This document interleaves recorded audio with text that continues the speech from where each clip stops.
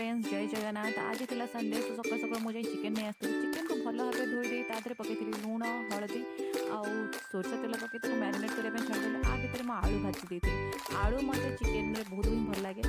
से तेल पकई चीनी लंका गुंड चीनी पकड़ा द्वारा चिकेन कलर भल आसे। पिज पिज लाल लाल हो सारा चिकेन मसला धनिया पाउडर अदा रसुण पिज मसलाटा भल भाव कषि हो सारा से चिकेन पकई चिकेन मसला जब भल भाव कषि हो दही अलैच पेस्ट और दालचिनी पाउडर चिकेन हो सारा पकई पानी गुड़ा ठीक ग्रेवी रखी आपने पानी देके झोल भी बनई पारे।